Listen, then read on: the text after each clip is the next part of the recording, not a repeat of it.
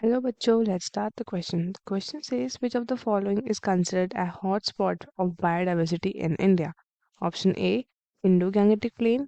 Option B, Eastern Ghats. Option C, Aravalli Hills. Or is it option D, Western Ghats? So our key concept over here is hotspot of biodiversity. Hotspot of biodiversity. Now, firstly, what is hotspot? तो biodiversity hotspot एक biogeographical reason है with significant level of biodiversity that is threatened by human habitation. Significant levels of biodiversity. Hotspot में आपके बहुत ज़्यादा biodiversity पाई जाती है which is threatened by human habitation. उसके बाद अब हम बात करते हैं about biodiversity.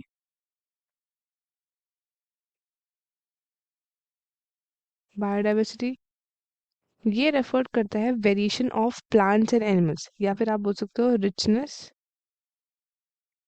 richness in variety of plants and animals.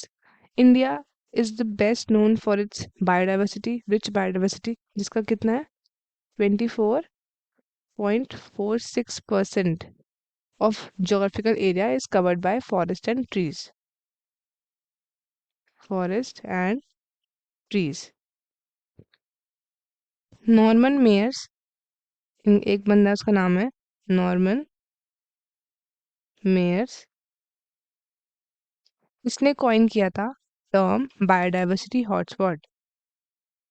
Biodiversity hotspot ये वो एरिया हैं, इनको ऐसा डिफाइन किया गया है, ये वो रीजन्स हैं which is well known for its high species richness and endemism. High species, high species richness and endemism. India के पास क्या है? इंडिया के पास 4 बायोलॉजिकल हॉटस्पॉट्स हैं. तो हॉटस्पॉट होने का क्राइटेरिया क्या होना चाहिए? सबसे पहला तो कि रीजन के पास क्या होना चाहिए? एटलीस्ट 1500 स्पीशीज होनी चाहिए. किसकी? Of vascular plants. Vascular plants, इसका मतलब क्या है? It should have a high degree of endemism. दूसरा एक क्राइटेरिया क्या है? दूसरा क्राइटेरिया है कि it must contain 30% of its original habitat. 30% of its original habitat. 30% होना चाहिए ओरिजिनल हैबिटेट. दैट इज उसको मतलब थ्रेटन नहीं होना चाहिए वो. इंडिया के पास कितने हैं? इंडिया के पास 4 है. कौन कौन से? सबसे पहले आता है द हिमालयस. दूसरा आता है हमारे पास Indo Burma region. Indo Burma region. Third is the Western Ghat. And the last one is Sunda land. Himalayas, Indo-Burma region, Western Ghat and Sunda land. तो ये 4 है हमारे पास बायोलॉजिकल हॉटस्पॉट, बायोडाइवर्सिटी का हॉटस्पॉट. तो इंडिया फेमस है उसकी rich flora and fauna के लिए.